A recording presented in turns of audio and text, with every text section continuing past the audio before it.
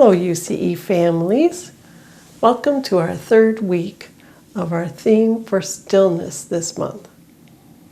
I hope you've been enjoying the Advent season or Hanukkah if you celebrate.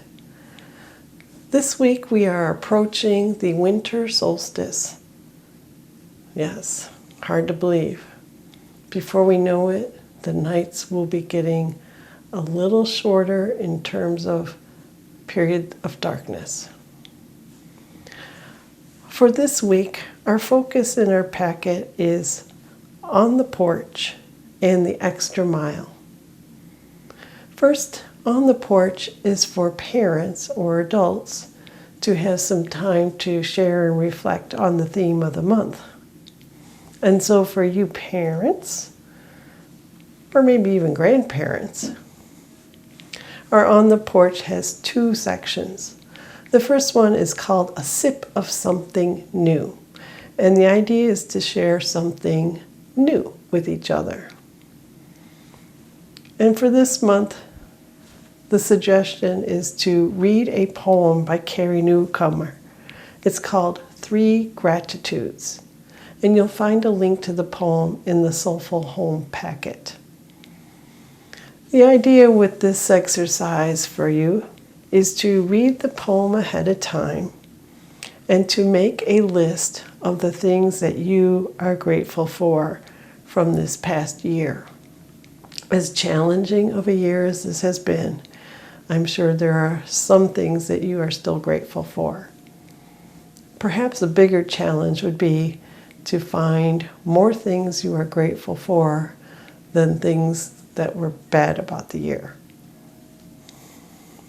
Anyway, then after you've made your lists, you sit down together or with any other adult. It doesn't have to be your co-parenting partner. And just sit still for a few minutes without phones, iPads, whatever.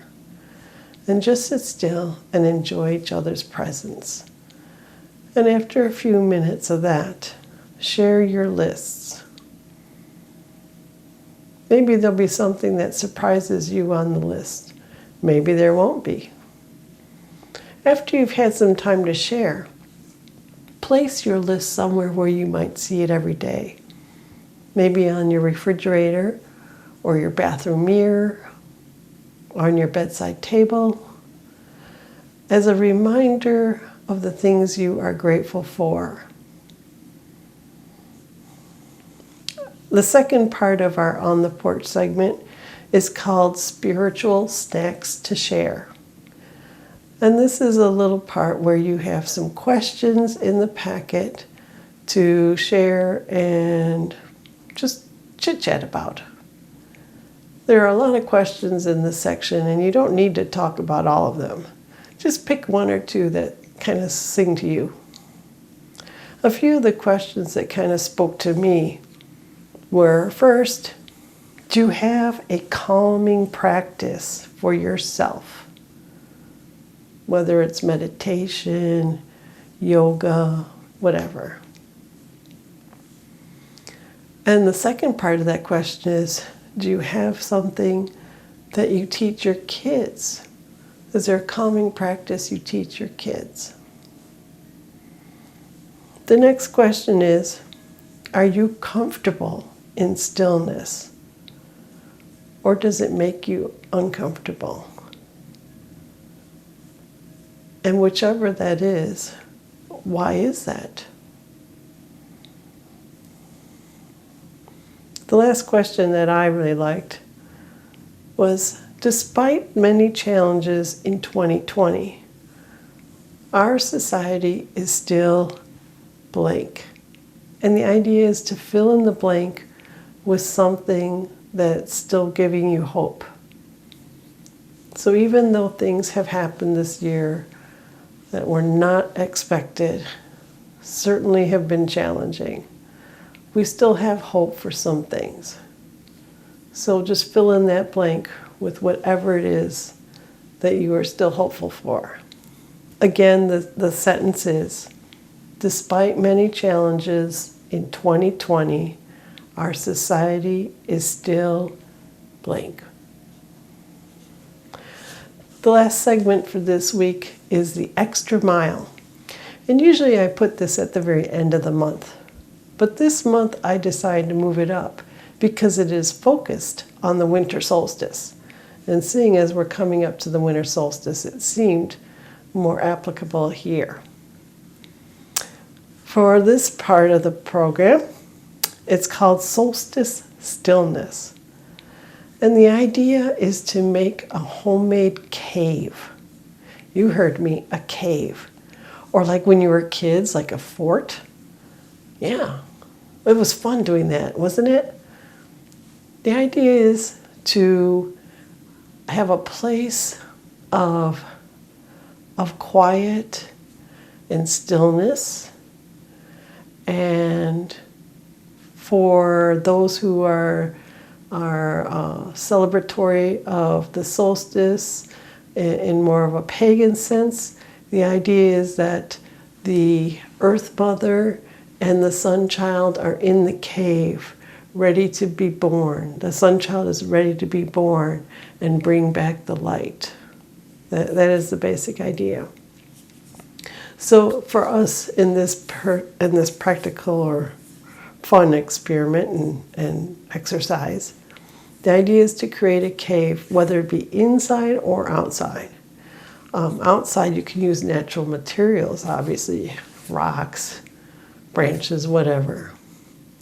Inside, maybe set up some chairs and use blankets and pillows, kind of like a fort. But someplace where it won't get disturbed, that you can use it. And in some pagan households, they start this process early in December. And they build it over the month leading up to the solstice. You may not have a space to do that inside or outside. So keep that in mind. The idea is that when you build this cave, and when it's finished, you have a Sun Child and the Earth Mother in the cave for the solstice. And you could use people, yourselves, or you could have kind of like a creche where you use stuffed animals or dolls or mold something out of clay to represent those things. And in the cave there are also figures or animals that are protectors of the mother and the child. And whether those are stuffed animals or dolls or whatever, be creative. I mean, why not? And then you put these inside your cave, whether it's people or not, and some candles, whether they're real candles or battery-operated candles. Keep in mind safety with kids, of course. And on the night of the solstice, or a night or two afterwards, if it works better for you, you go in your cave, you sit quiet, still, light a candle, maybe say a blessing, prayer, whatever feels right to you, and share your hopes for the returning of the sun. And then you can light other people's candles if you have more than one, and just be in the space together in stillness. And when it starts to feel not so comfortable anymore and you're ready to get out, you can maybe celebrate with some hot cocoa or cider. And so that is this week's packet. I hope you enjoy it and have fun. And once again, happy Advent, that's still going on, and happy solstice. May the year coming ahead be a good one for all. Blessed be.